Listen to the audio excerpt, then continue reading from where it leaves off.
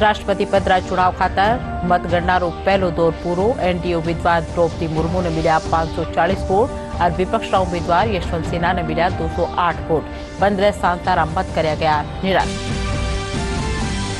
संसद मानसून सत्र आज चौथो दिन। आज भी विपक्ष का निशु चाल्यो शोर शराबा हंगामारो दौर। लोकसभा की कार्यवाही आज दिन भर खातर रोक दी गई।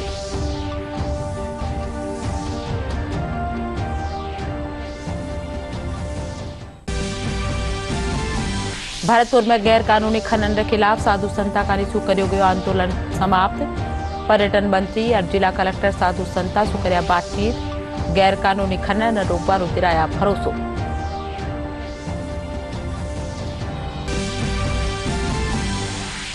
भरतपुर में गैर कानूनी खनन रोकवाने लेल संत कानिसु कर्यो गयो आत्मदारो प्रयास। सवाई मानसिंह सपाखाना में इलाज जारी। भाजपा प्रदेश अध्यक्ष डॉक्टर सतीश पुनिया पूछा हालचाल।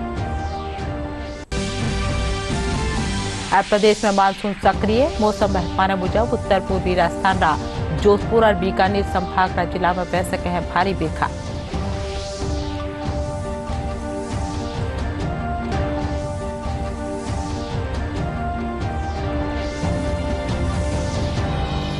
खबरा में आपनो घणो घणो स्वागत। खबरा विगतवार।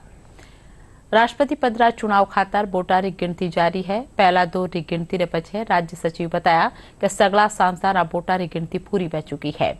एनडीए उम्मीदवार द्रौपदी मुर्मू ने 540 वोट मिला है, जबकि विपक्ष उम्मीदवार यशवंत सिन्हा ने 208 वोट मिला है। वे बताया कि कुल 15 सांसदारा वोट निरस्त किया गया है। जानवाजोग है कि देश नवा राष्ट्रपति चुनाव खातर संसद भवन, राज्य विधानसभा और दूजा तय मतदान केंद्र माथे सोमवार ने मतदान व्यो हो, जिनमें 99% वोट किया गया है। मौजूदा राष्ट्रपति कार्यकाल 24 जुलाई ने पूरो वेरियो है। देश को आज नया राष्ट्रपति मिलने जा रहा है। 18 जुलाई को हुए राष्ट्रपति चुनाव के नतीजे आज घोषित हो जाएंगे। एनडीए की उम्मीदवार द्रौपदी मुर्मू राष्ट्रपति चुनाव की मतगणना में आगे चल रही हैं। राज्यसभा के महासचिव पीसी मोदी ने बताया कि सांसदों के वोटों की गिनती हुई है। द्रौपदी मुर्मू को 540 सांसदों ने वोट दिया, जिसका मूल्य 3,78,000 है। यशवंत सिन्हा को 208 सांसदों का वोट मिला है, जिसका मूल्य 1,45,600 है। कुल 748 वोट पड़े हैं, जिनका मूल्य 5,23,600 है। राज्यसभा के महासचिव पीसी मोदी ने बताया कि कुल 15 वोट अवैध थे। Total valid votes 748,748. The total value of valid votes is 5,23,600. Out of this, Srimati Draupadi Murmu has secured 540 votes with a value of 3,78,000, and Shri Yashwant Sinha secures 208 votes. The value of votes is 1,45,600.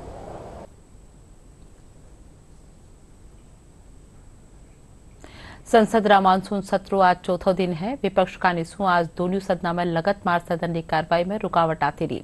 विपक्ष हंगामा के कारण लोकसभा की कार्रवाई कल सुबह 11 बजे ताणी रोक दी गई। इनसे पहली शोर शराबा ने बीचे सूचना और प्रसारण मंत्री अनुराग सिंह ठाकुर नारा मुद्दा माथे सरकार पक्ष धर्या।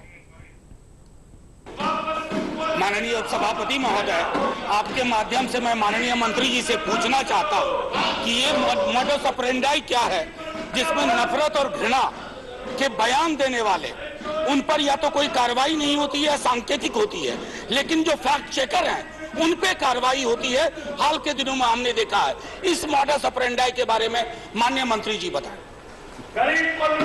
माननीय उपाध्यक्ष जी, पूरे कानून नियम बने हैं। जैसे अखबारों के ऊपर प्रेस काउंसिल ऑफ इंडिया की बात है, तो वो एक ऑटोनमस बॉडी है, स्टैट्यूटरी उसकी स्टेटस है, वो खुद सो मोटो भी उसके ऊपर कार्रवाई कर सकते हैं, और अगर कोई शिकायत करता है तब भी कर सकते हैं। इसी तरह से जो इलेक्ट्रॉनिक मीडिया है, उसके लिए केबल टेलीविजन नेटवर्क जो है, उसके रूल के अनुसार प्रोग्राम कोड जो है उसको लेकर करना होता है।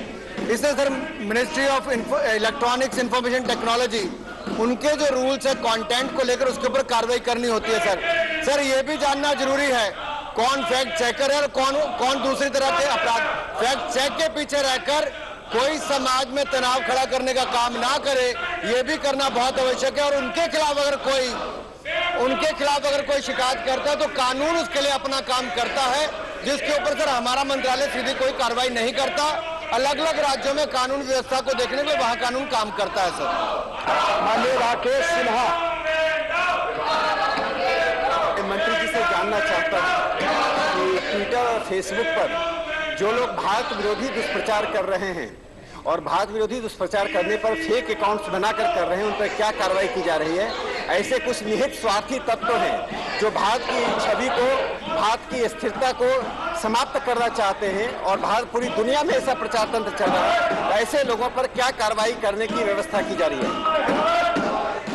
सर, माननीय मंत्री जी ने, माननीय सांसद जी ने बहुत महत्वपूर्ण एक सवाल पूछा है कि आखिरकार ये जो इंटरनेट पर फेक न्यूज चलाई जाती है, भारत के खिलाफ प्रोपेगेंडा चलाया जाता है सर, ये मेटी के जो रूल है, जो इंफॉर्मेशन टेक्नोलॉजी एक्ट 2000 है सर, उसके सेक्शन 69A के अनुसार सर भारत की अखंडता और प्रभुता को ध्यान में रखते हुए और सर जो डिफेंस, जो भारत की रक्षा सुरक्षा की हम बात करते हैं, उसको देखते हुए सर निर्णय समय समय पर किए जाते हैं। और हाल ही में 2021-22 में भी भारत सरकार के सूचना प्रसारण मंत्रालय ने सर कोई संकोच नहीं किया है ऐसे YouTube चैनल्स के खिलाफ कार्रवाई करने के लिए। सर ऐसे लगभग 69 हमने चैनल्स को, 94 YouTube चैनल्स को और 19 सोशल मीडिया अकाउंट्स को सर बंद करने का काम किया है और 747 URLs जो है, जो यूनिफॉर्म रिसोर्स लोकेटर हैं, इनको बंद करने का काम भी सर जो देश के खिलाफ काम करते थे उसके खिलाफ करने का काम इस सरकार ने किया है सर। हमने कोई संकोच इसमें नहीं किया है। जो मित्र देशों के खिलाफ भी भारत के लिए खिलाफ प्रोपेगेंडा खड़ा करते थे सर, उसके खिलाफ भी कड़ी कार्रवाई की है तो मोदी सरकार के सूचना प्रसारण मंत्रालय ने की है सर। सर देश विरोधी ताकतों को जो ऐसा एजेंडा चलाती है सर, ये आवाज तो अब करते हैं। ये जो लोग यहाँ पर खड़े सर, ये उनके खिलाफ आवाज नहीं करेंगे जो देश के खिलाफ काम करते हैं, लेकिन हमने उनके खिलाफ कड़ी कार्रवाई करने का काम किया है, क्योंकि इनमें से कुछ लोग वो भी हैं जो झूठ का प्रोपेगेंडा करते हैं। सर ये GST की मीटिंग में तो जाते हैं, वहां पर आवाज नहीं उठाते, यहाँ पर तख्तियां लेकर खड़े होते हैं। ये पता चलता है सर इस पे क्या है। ભરતપુરા પસોપા ગામ में गैर कानूनी खनन के खिलाफ साधु संता कानीसु कर्यु जारियो आंदोलन खत्म थई गयो है। पर्यटन और नागरिक उड्डयन मंत्री विश्वेन्द्र सिंह धरनारी जगह माथे पुग्या, जेठे वे साधु संता साथे बातचीत कर गैर कानूनी खनन माळे रोक लगावानो भरोसो दिलाया। जिला कलेक्टर आलोक रंजन बताया कि राज्य सरकार कानीसु आबाड़ा 15 दिना में नोटिफिकेशन जारी करार खेतर ने वन खेतर घोषित कर्यु जावाला। आज भरतपुर के पसोपा में लगभग पिछले 1.5 साल से चल रहा साधु सन्यासियों का आंदोलन समाप्त हो गया है। इस संबंध में मैं स्पष्ट कराना चाहूँगा कि ये जो क्षेत्र है जिसको आदि बद्री और कंकाचल पर्वत कहते हैं, इसको राज्य सरकार ने ये घोषणा करी है कि अगले 15 दिनों में नोटिफिकेशन निकाल के वन क्षेत्र घोषित किया जाएगा।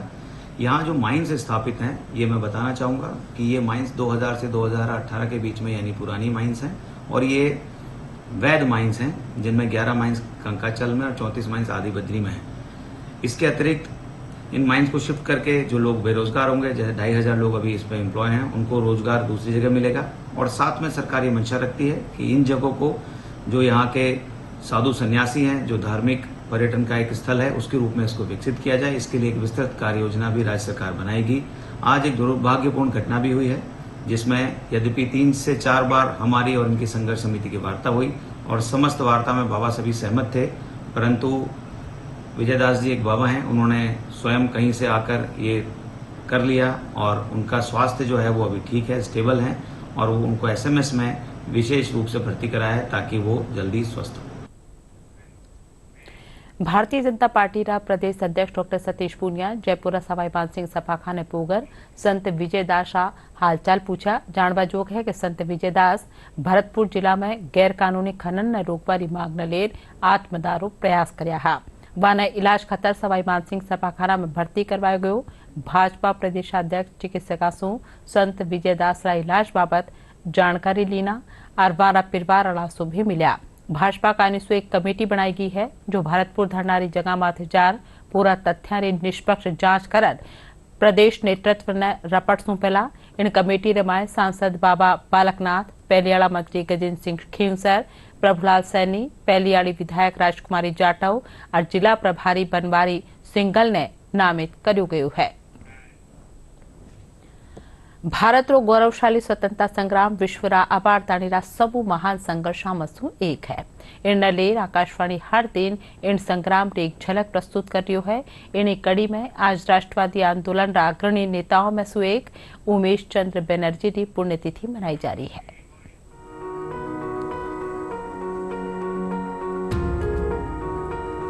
इक्कीस जुलाई को राष्ट्रवादी आंदोलन के अग्रणी नेताओं में से एक उमेश चंद्र बनर्जी की पुण्यतिथि है। 29 दिसंबर 1844 को कलकत्ता में जन्मे बनर्जी 1864 में कानून की पढ़ाई के लिए इंग्लैंड गए थे। 1868 में वे कलकत्ता लौट आए और वकालत शुरू की।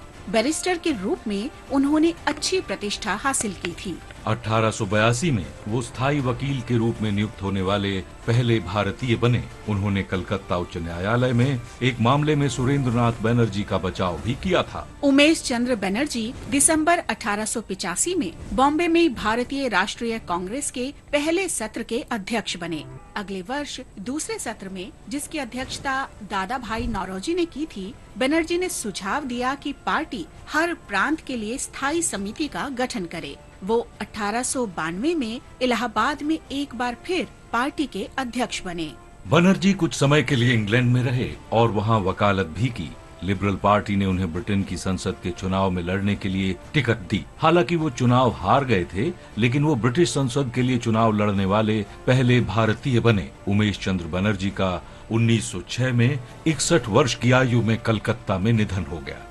आज हम स्वतंत्रता सेनानी जयराम दास दौलतराम को भी याद कर रहे हैं, जिनका जन्म 21 जुलाई 1891 को कराची में हुआ था, जो अब पाकिस्तान में है। 1915 में जयराम दास महात्मा गांधी के व्यक्तिगत संपर्क में आए और उनके अनुयायी बन गए। जयराम दास ने होम रूल आंदोलन में भी भाग लिया।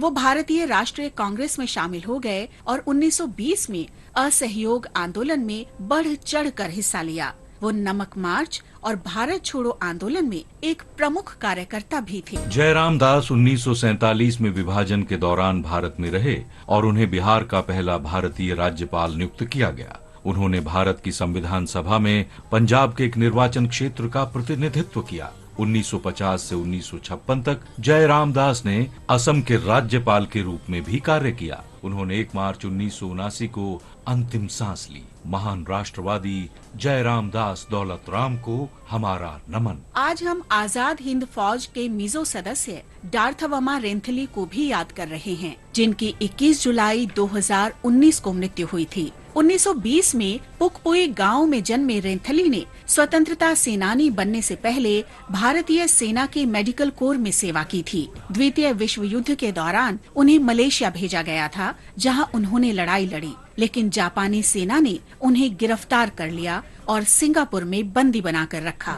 रेंथली की नेताजी सुभाष चंद्र बोस से उस समय मुलाकात हुई थी जब वो जेल में थे। रेंथली रिहाई के बाद आजाद हिंद फौज में शामिल हो गए थे और म्यांमार में साथी विद्रोहियों के साथ ब्रिटिश सेना से लड़े थे।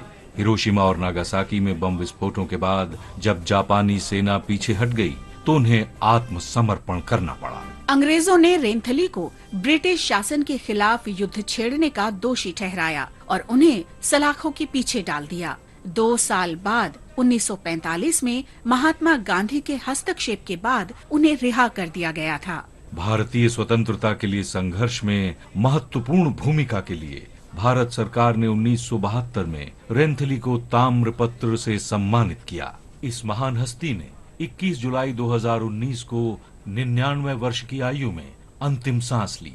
भारत के वीर सपूत डार्थावमा रेंथली को हमारा सलाम।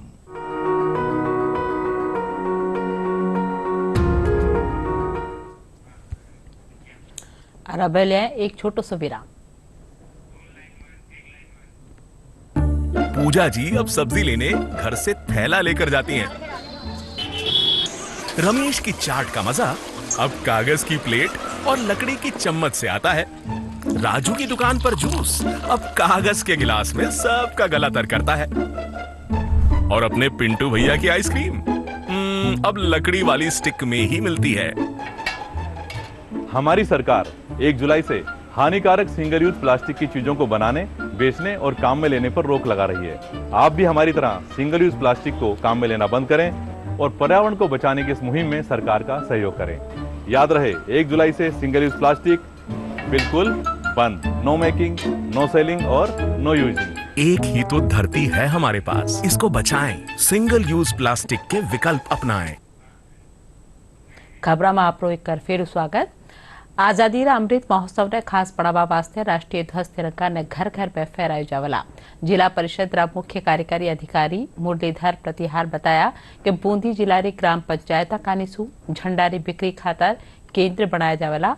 अतिरिक्त जिला कलेक्टर करतार सिंह बताया कि भारत सरकार रा संस्कृति मंत्रालय कानीसू आजादी रा अमृत महोत्सव ने लेर खास तैयारियां करी जा रही है। इन मौके जिला में 1 लाख झंडा फहराया जावारो लक्ष्य तय करो गयो है। फहराए जाएंगे तो कहेगा कि प्रत्येक घर में जो हमारा राष्ट्रीय ध्वज है वो फहराए, और इससे कि हमें एक राष्ट्रीय गर्व का एहसास होगा। और 75वीं जो हमारी आज़ादी की वर्षगांठ है उसके उपलक्ष्य में ये कार्यक्रम किया जा रहा है। आज़ादी के अमृत महोत्सव के तहत इस बार 11 से 17 अगस्त तक जैसा कि हमें डायरेक्शन मिले हैं, उसके दौरान प्रत्येक घर पे जो भारतीय जो फ्लैग है, जो झंडा है, उसको नागरिकों को, चाहे वो सरकारी संस्था हो, चाहे वो ऑफिस हो या अपना घर हो, उस पर पहराने के जो है आह्वान किया गया है इसमें कि एक देश के नागरिक होने के नाते वो अपने घर पे, अपने व्यवसाय की दुकान पे या कार्यालय पे इस अवधि में वो आज़ादी के अमृत महोत्सव के तहत घर पे झंडा फहराएं। प्रधानमंत्री नरेंद्र मोदी का नेतृत्व में केंद्रीय मंत्रिमंडल की बैठक रमाए राजस्थान ने बड़ी सौगात दी है। सिरोही जिला रा आबू रेलवे स्टेशन सु तीसरा 2 प्रमुख तीर्थ स्थल ने जोड़कर 117 किलोमीटर लंबी रेल पटरी बिछावा रा फैसला सु अठे विकास ने गति मिलेला, साथ ही धार्मिक पर्यटन ने भी बढ़ाव मिलेला। केंद्रीय मंत्रिमंडल की बैठक में सिरोही जिले के आबू रोड से अंबाजी होते हुए जैन तीर्थ तरंगा हिल तक रेलवे लाइन स्वीकृत की गई है।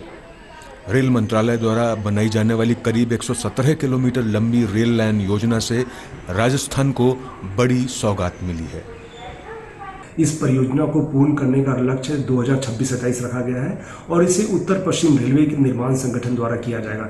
इस परियोजना से जो धार्मिक स्थल और क्षेत्र हैं जैसे कि अंबाजी, तारंगा हिल, दिलवाड़ा, माउंट आबू, इन जगहों को कनेक्टिविटी मिलेगी और राजस्थान से गुजरात के लिए एक वैकल्पिक रूट भी प्रदान होगा। इस परियोजना से हजारों लोगों को रोजगार के अवसर भी मिल सकेंगे। अंबाजी देश के प्रसिद्ध और महत्वपूर्ण तीर्थ स्थलों में से एक है। वहीं तरंगा हिल जैन धर्म के 24 तीर्थंकरों में से एक से जुड़ा हुआ है। इसके साथ राजस्थान के पर्वतीय पर्यटन स्थल माउंट आबू से जुड़ने के कारण यहाँ धार्मिक पर्यटन स्थल का विकास होगा। आबू रोड से तारंगा हिल तक भारत सरकार ने जो रेलवे लाइन बिछाने का जो मंजूरी दी है, ये बहुत बड़ा फैसला और आम लोगों के हित का फैसला है। इससे माउंट आबू में जो पर्यटक आएंगे वो हमेशा उनकी इच्छा रहती है कि वो अंबाजी दर्शन करें और तारंगा हिल जाएं। उसमें जाने का पहले कोई सुगम साधन नहीं था, जिससे काफ़ी लोग नहीं जा पाते थे, और यह लाइन बिछ जाने से बहुत सुगम हो जाएगा। और देश दुनिया से जो भी पर्यटक आते हैं, क्योंकि अंबाजी भी 52 शक्तिपीठों में से एक है, तो दुनिया भर के लोग वहाँ आना चाहते हैं, उसके बाद माउंट आबू आना चाहते हैं और तरंगा हिल भी जाना चाहते हैं। तो ये जो कनेक्टिविटी है बहुत सहज हो जाएगी और हर आदमी इससे आ जा सकेगा। टूरिज्म को काफ़ी अच्छा इसको बढ़ावा मिलेगा और इंडस्ट्रियल में भी काफ़ी जो आयात निर्यात है उसके लिए भी काफ़ी सुविधा इससे मिलेगी। तो काफ़ी उत्साह है यहाँ लोगों को और श्रीमान प्रधानमंत्री नरेंद्र जी मोदी का हार्दिक आभार है कि यहाँ की आम जनता को देखते हुए इन्होंने ये जो तारंगा अंबाजी रेल लाइन है इसको यहाँ पे प्रस्ताव में डाला है। प्रस्तावित नई रेल लाइन प्रदेश के सिरोही जिले और गुजरात के साबरकांठा, बनासकांठा और मेहसाणा जिलों से होकर गुजरेगी। सिरोही जिले में स्वीकृति के बाद आम जनप्रतिनिधियों, व्यापारियों और धार्मिक पर्यटन स्थल के पदाधिकारियों ने प्रधानमंत्री का आभार जताया है। आदरणीय प्रधानमंत्री नरेंद्र मोदी जी और रेल मंत्री अश्विनी वैष्णव साहब को तहे दिल से बहुत बहुत धन्यवाद देता हूँ हमारे यहाँ पे आबू रोड में टूरिस्ट का आवागमन, माँ अंबाजी शक्तिपीठ के दर्शन, तारंगा हिल जैन तीर्थ के दर्शन और उसी के साथ में अहमदाबाद तक का हमें एक और मार्ग उपलब्ध हुआ, जिसके तहत हमारे यहाँ पे आवागमन सुचारू रूप से उपलब्ध होगा तथा टूरिस्टों का आवागमन यहाँ बढ़ेगा, जिससे यहाँ के लोगों को रोजगार में बहुत फायदा होगा। प्रधानमंत्री जी नरेंद्र मोदी जी का बहुत ही आभार प्रकट करूंगा कि उन्होंने महत्वाकांक्षी योजनाओं की तुरंत स्वीकृति प्रदान की और इस स्वीकृति से हमारे आबू रोड के उद्योगों में, आबू रोड के आसपास के मंदिरों में, टूरिस्ट पैलेस में और पर्यटन की दृष्टि से ये एरिया बहुत ही डेवलप होने जा रहा है। रीट यानी राजस्थान अध्यापक पात्रता परीक्षाला अभ्यर्थ्या खातर बुधवार रात 12 बजे रोडवेज बसा में मुफ्त यात्रानी सुविधा शुरू कर दी गई है। यह सुविधा 26 जुलाई रात 12 बजे ताणी रहेला। राजस्थान रोडवेज कार्यकारी निदेशक यातायात संजीव कुमार पांडे बताया कि परीक्षा 23 और 24 जुलाई ने वेला इन खातर दूर दराज सुआवाड़ा रीट अभ्यर्थ्या ने सुविधा ने देखता थका राजस्थान रोडवेज का निशु समुचित बंदोबस्त किया गया है।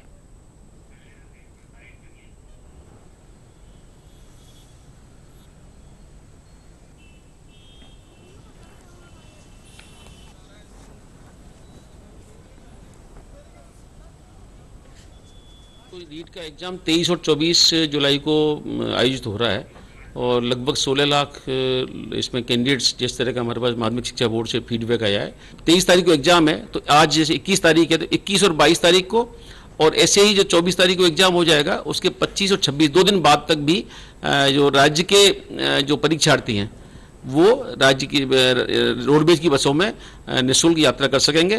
प्राइवेट बसों को भी इस काम के लिए उपलब्ध कराया है जिला प्रशासन के स्तर पर, और उनके लिए उनमें भी परीक्षा से एक दिन पूर्व और एक दिन बाद तक के लिए निःशुल्क यात्रा का प्रावधान किया गया है। भाजपा प्रदेश कार्यालय में प्रदेश भर पंचायती राज जनप्रतिनिधियारी कार्यशाला शुरू हुई। इंडमाय जिला प्रमुख प्रधान और जनप्रतिनिधि मौजूद रहा। कार्यशाला रमाए भाजपा प्रदेश अध्यक्ष डॉक्टर सतीश पूनिया उद्घाटन सत्र में ने संबोधित कर्या। कार्यशाला के दौरान न्यारा सत्र में प्रदेश संगठन महामंत्री चंद्रशेखर, नेता प्रतिपक्ष गुलाबचंद कटारिया, उपनेता प्रतिपक्ष राजेंद्र राठौड़ भी संबोधित कर्या।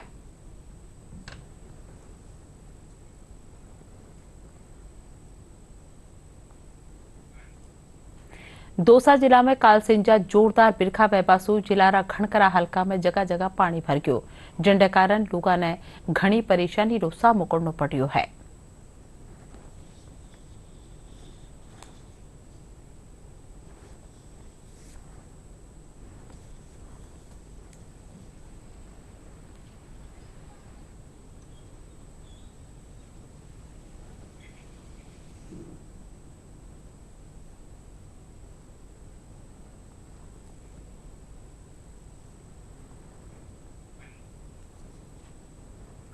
प्रदेश रा उत्तर पूर्व में मानसून पूरी तरह से सक्रिय है।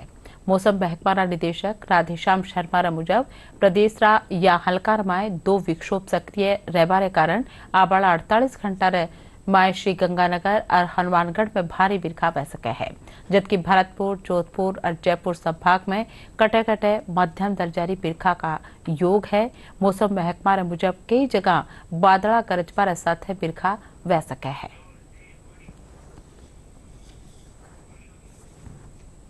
सबसे पहले यदि प्रेजेंट सैटेलाइट पिक्चर पर एक नज़र डालें तो आप देख सकते हैं कि आज मानसून ट्रफ लाइन गंगानगर, वहीं हरियाणा और north east bay of Bengal तक अपने नॉर्मल पोजीशन पे बनी हुई है।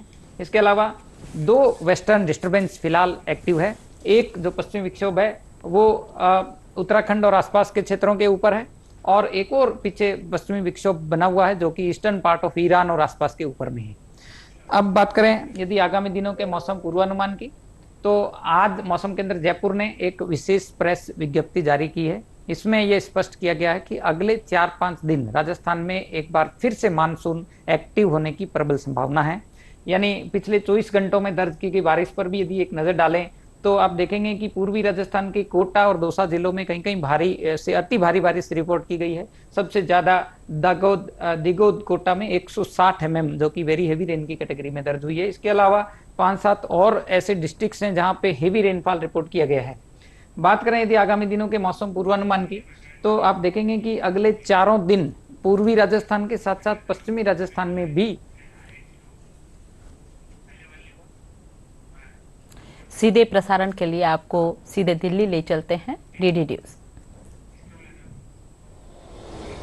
Shrimati Draupadi Murmu gets 809 votes valued at 105,299 and Shri Yashwant Sinha gets 329 votes valued at 44,276.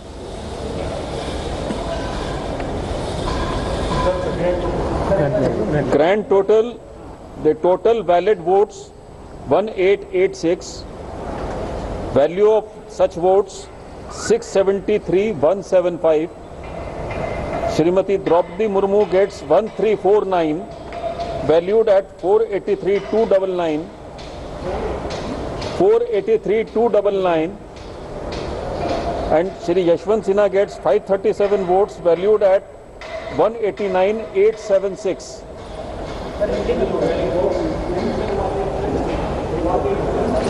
189,876.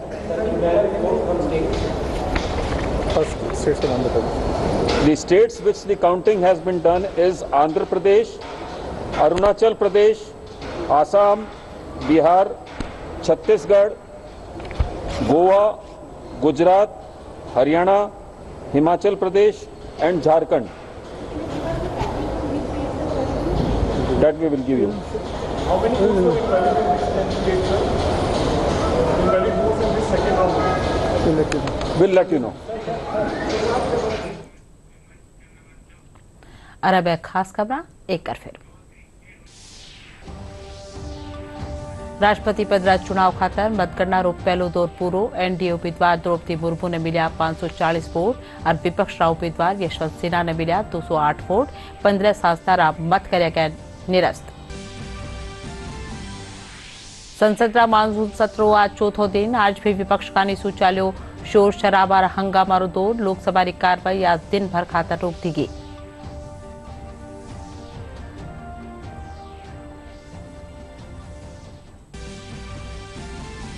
Bharatpur में गैर कानूनी खनन के खिलाफ साधु संता का निसू करियो गयो आंदोलन समाप्त। पर्यटन मंत्री और जिला कलेक्टर साधु संता सो कर्या बातचीत। गैर कानूनी खनन ने रोक पर दिलाया भरोसो।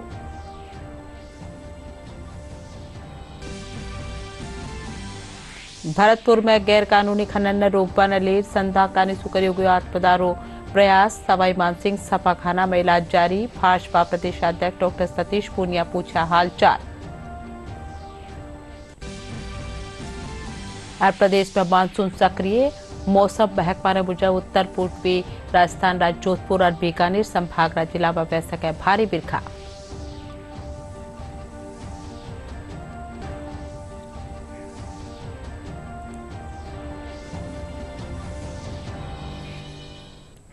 एंड साथ ही यह बुलेटिन अठई पूरी।